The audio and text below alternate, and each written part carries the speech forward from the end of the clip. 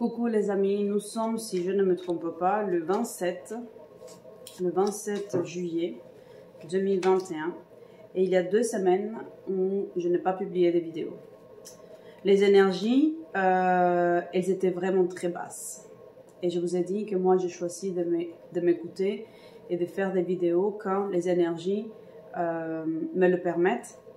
Donc j'en ai parlé à plusieurs personnes dans mon entourage et on est arrivé à la même conclusion, les énergies elles sont pas tip top.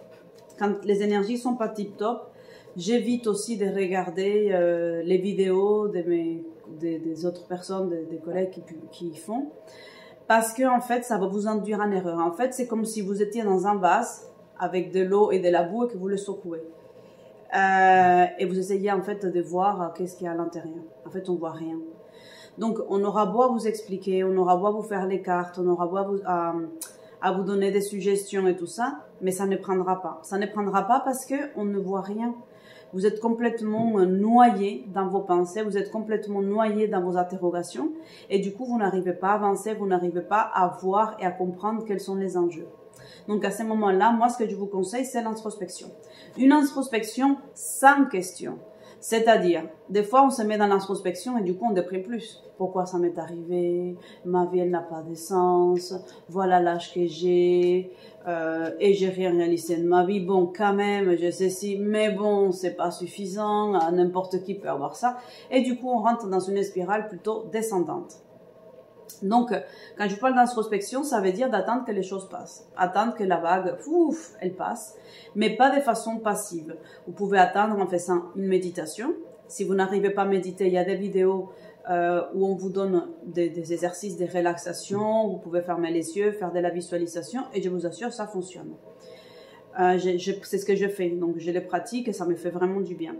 Ensuite, moi, ce que je vous conseille aussi, c'est de rentrer dans l'action. Dans une action qui va vous fatiguer pour éviter que le mental prenne le dessus. Parce qu'en fait, c'est le brouhaha. Ces vases-là avec de l'eau et du sable et on n'arrive pas à voir qu'est-ce qui se passe. Donc, l'idéal, c'est de vous mettre à faire soit du sport, soit de la marche avec des chansons, par exemple jazz, où il n'y a pas de paroles, ou d'écouter la musique avec des choses que vous ne comprenez pas.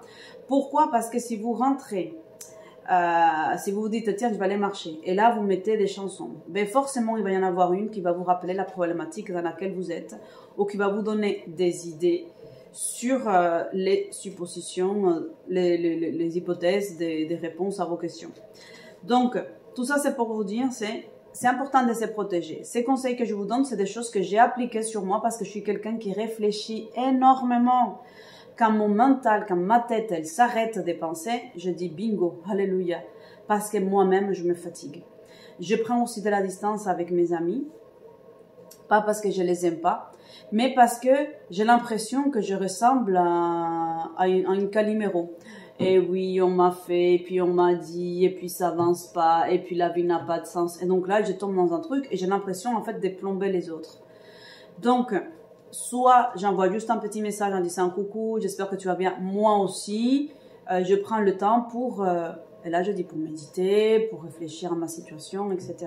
Ce sont des petites astuces. Comme ça, vous ne polluez pas les autres, vous respectez l'autre.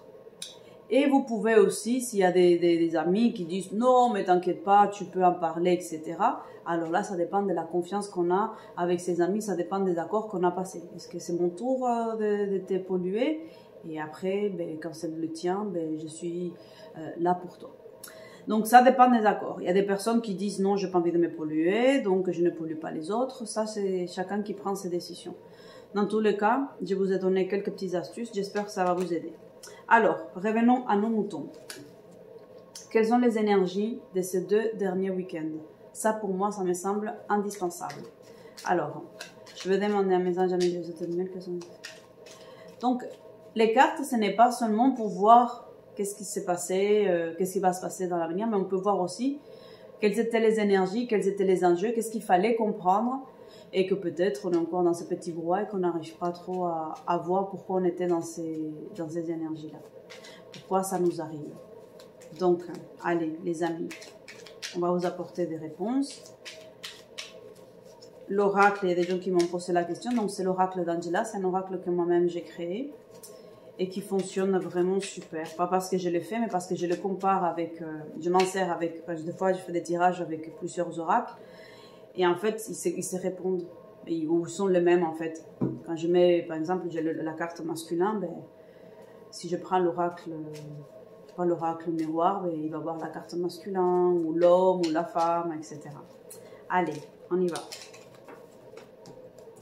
Alors, je vais poser les cartes comme ça pour que vous les voyez. Je suis contente du cadrage.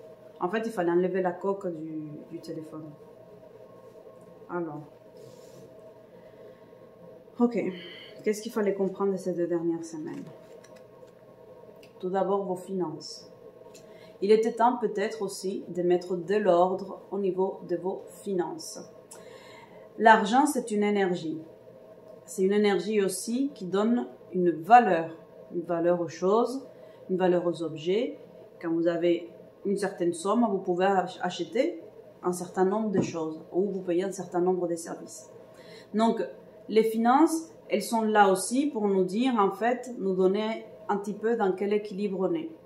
Quand les personnes ont des difficultés financières, ça veut dire que son énergie de l'estime de soi, son énergie de la valorisation de ses efforts, de ses compétences, de ses capacités, il y a un vide, il y a un trou. Donc, nos finances, forcément, elles vont avoir un impact.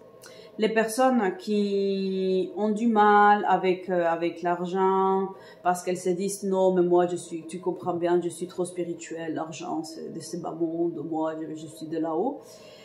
C'est des personnes qui ont un problème à s'enraciner. Il est important de penser qu'on est sur Terre et qu'on est venu expérimenter la vie terrestre. Si on veut rester là-haut, mais on ne nous aurait pas donné la possibilité de nous incarner pour expérimenter tout ce qu'il y a sur Terre. Donc l'âme, elle a des projets, elle a des choses à vivre et nous, on doit l'accompagner avec les prises de décision, avec la gestion de nos finances et la prise de conscience de notre valeur. Donc les finances, elles donnent aussi une idée sur ce qu'il faut travailler sur soi. Vous allez me dire, Angela, ça veut dire que les riches, ils ont beaucoup de confiance en eux. Pas forcément. Ça veut dire qu'ils ont la connaissance et qu'ils ont conscience de leur valeur. Et comment est-ce qu'on peut le voir? Le temps. C'est des personnes qui vont pas perdre le temps, qui vont pas le gaspiller. C'est des personnes qui se disent, non, mon temps a de la valeur, donc je vais pas m'amuser à faire bronzette sur la plage les 4 mois d'hiver ou les 3 mois d'été ou j'en sais rien, peu importe. Donc c'est des personnes qui vont optimiser leur temps parce qu'ils se disent ça a de la valeur. Ils ne vont pas perdre leur temps avec des choses qui sont complètement inutiles et qui vont pas leur apporter. C'est pas des personnes vénales comme on peut le dire, c'est des personnes qui se disent mon temps, mon savoir, mes compétences, ma compagnie, ma présence, etc. Ça a une valeur et donc du coup, mais avec cette prise de conscience, ils vont donner une énergie qui va leur permettre d'avoir des meilleures finances que les personnes qui n'ont pas conscience de sa propre valeur. Donc ça, c'était peut-être que pendant ces 2 semaines, il y a des personnes qui se sont interrogées sur ces finances, qui ont eu beaucoup plus de dépenses, qui ont eu des pertes d'argent, des factures qui sont arrivées de nulle part. Bref, quelque chose à voir avec les finances. Il y a eu un enjeu par rapport à ça ces 2 dernières semaines qui ont passé. Alors, je choisis encore une autre carte. Donc ici, nous avons la Terre inversée. Donc là, on vous demande de travailler au niveau de votre ancrage. Et je pense que peut-être pendant ces 2 semaines, vous étiez un peu aérien. Vous étiez dans vos pensées, à vous interroger. Qu'est-ce que c'est, pourquoi, comment, où, quand, voilà. Donc vous étiez tout le temps à vous poser une question entre une autre, puis une autre, puis une autre. Et donc du coup, en fait, on se déconnecte de la Terre. On part trop dans l'air. On part trop dans des énergies qui ne sont pas en connexion avec ce que l'âme elle a besoin de vivre. C'est très facile de rester dans vos pensées, mais qu'est-ce que c'est difficile de s'ancrer dans la réalité. Donc là, la carte Terre, elle vous dit que pendant ces 2 semaines, il était question de poser des actes, de mener des actions pour pouvoir avancer et développer d'autres compétences, d'autres qualités. Et les réponses à vos questions, elles vont arriver un petit peu plus tard. Mais rester dans votre tête à ça ne fonctionne pas. Donc, il fallait lutter contre ça pendant ces 2 dernières semaines. Peut-être qu'il y a eu des personnes qui ont eu des problèmes aussi au niveau digestif. Des personnes qui avaient du mal à lâcher prise et peut-être qui étaient allongées, qui avaient de la difficulté à digérer les repas, etc. Donc, ça, c'était aussi des choses qui ont pu arriver ces 2 dernières semaines. Alors, encore une carte. Donc, le chaos. Vous avez l'impression que c'était la fête, mais pas pour vous, quoi. C'était vraiment... ça n'arrête pas. C'était la succession d'événements et ça s'enchaîne et ça s'enchaîne et ça s'enchaîne. Et on ne sait pas où on va, mais en tout cas, on est sûr qu'on y va parce que les événements, on a l'impression que vous étiez dépassés. Donc, peut-être qu'au niveau émotionnel, il y a plein de choses qui se sont passées pour vous. Il y a plein de choses qui se sont présentées. Et du coup, vous sentiez un petit peu débordé. Vous êtes dit, mais où vais-je, quoi, en fait? C'est quoi le chemin? Je vois plus de la lumière. J'ai l'impression même que je régresse. Il y a des personnes peut-être qui ont eu des crises de larmes et qui ont eu des disputes, qui ont eu de la colère qui a explosé. Donc, c'était nécessaire. Ne les regrettez pas. Si ça vous a permis en fait de rentrer dans une communication et de débloquer la situation.